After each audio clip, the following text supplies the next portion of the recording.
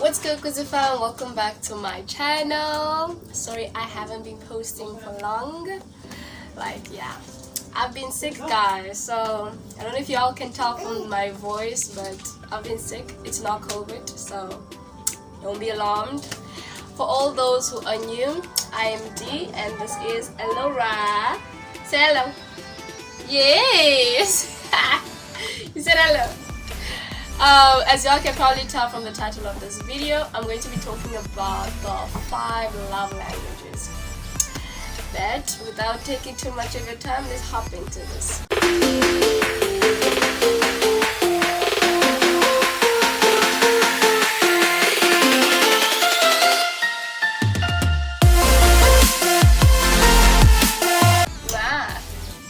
Okay, so the 5 love languages.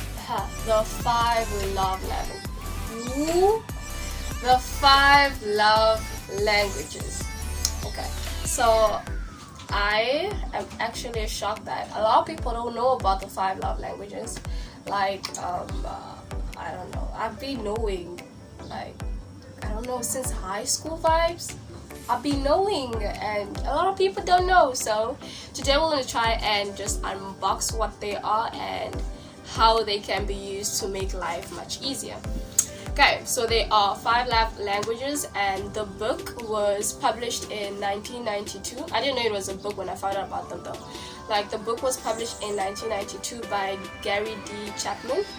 Y'all should go read it, and after this just go take a quiz. I'm gonna put a link in my description box. Just go take a little quiz. I'm sure you'll be able to know with what your 5 love from the 5 love languages, you should be able to tell which ones you most likely use, or rather which one is your love language.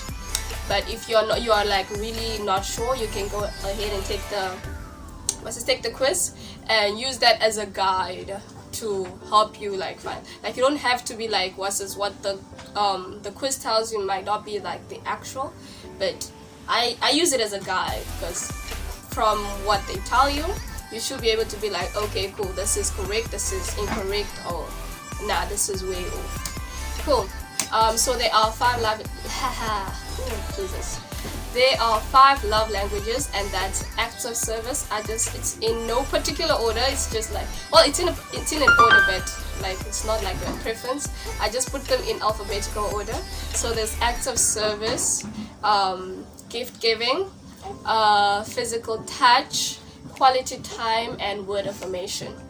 So with number 1, which is acts of service, this one is really misunderstood from what I understand. A lot of people misunderstood this one because they think that you are using your partner when they have to, for them to show you love, they gotta do something for you, acts of service. So a lot of people do not understand that love language, but basically it's not really about being used. It's for example, just doing something not out of obligation, but because you care about the other person. For example, your partner is tired and they've been stressing over something, and then you come to them and offer them coffee, free coffee out of the blue, or something to cheer them up.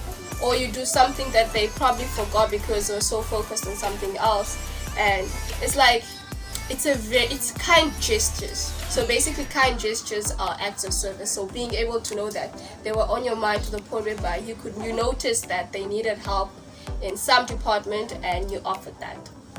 Yeah, so that's acts of service. Number 2 is gift giving.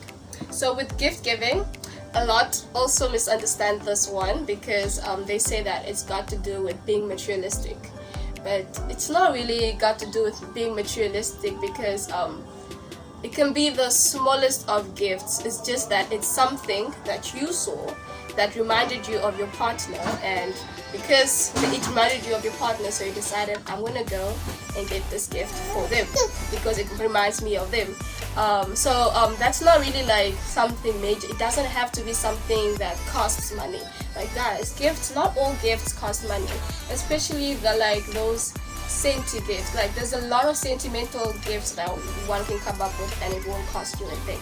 So it's just like the thought of someone thinking about you and expressing it through objects, so that like it's like a constant reminder that they can look at and like be like, okay, this guy was thinking of me when he bought me this, or this girl was when I look at this thing, it reminds me of this girl because of A, B, C, and D. Like things like that. Like yeah, I think I've explained that enough. What are you doing? What are you doing?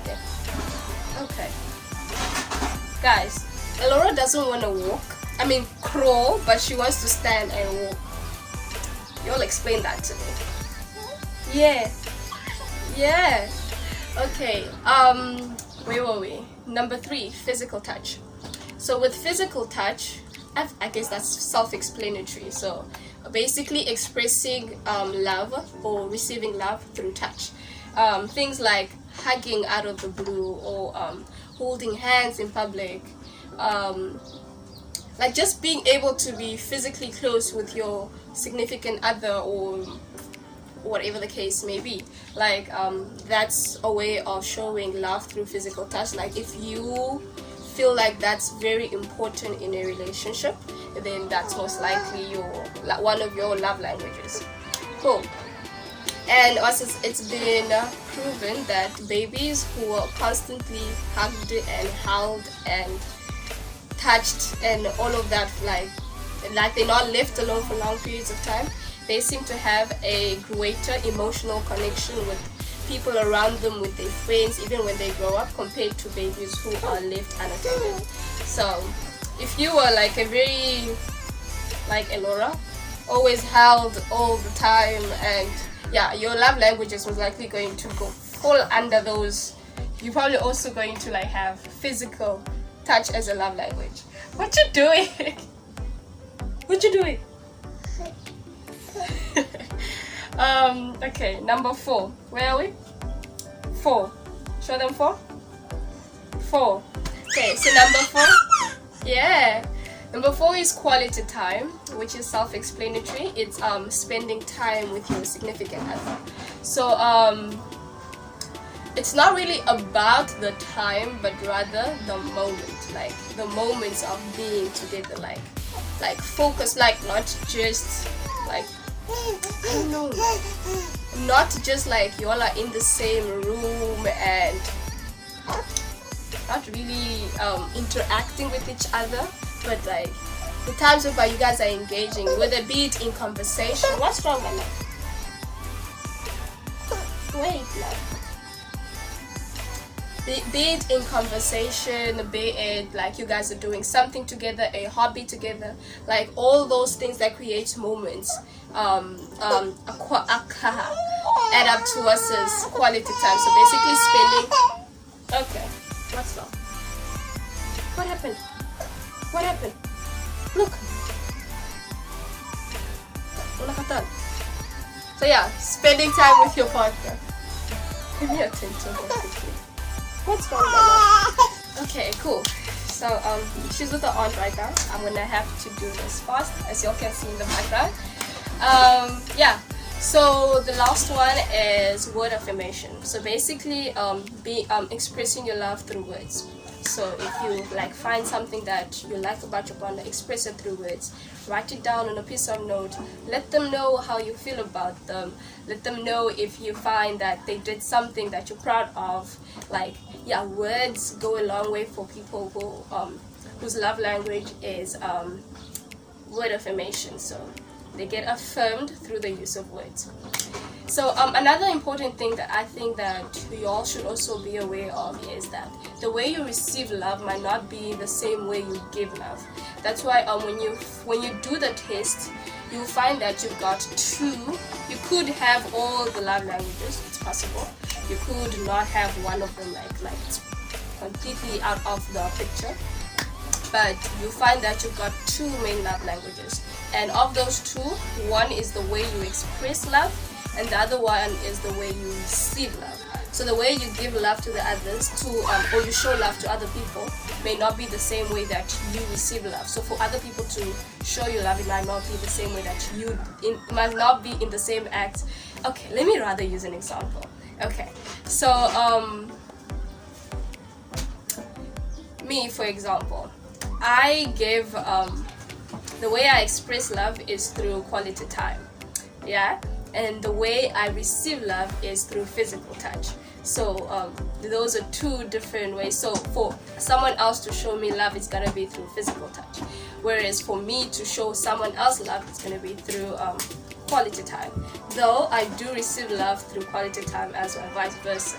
Like, it is possible to have like one love languages, like way as in you receive and you give love the same way, but you need to be aware that it's possible to have two different love languages. So for it to work, for the 5 love language system to work for you, you need to find out like how does your partner receive love, like, so that you can because remember guys, the whole point of love isn't really about yourself. It's more about the well-being of your partner and the happiness of the person that you claim to love. So what you want to do is find out what their love language is in terms of how do they receive love, and offer love to them, or express love to them using their love language, and they should know how you receive love so that they can do the same. And also guys, you need to remember that love language, you don't have to use this only with your significant partners. You can also use it with like your children, like how you express your love with your child or your parents, your friends. Like, it's the same system applies. It's just a very nice way to kind of like connect with people around you. So yeah, I really hope you guys found this video interesting or helpful.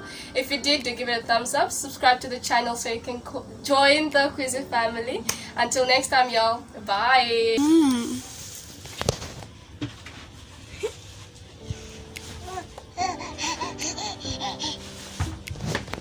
Ooh.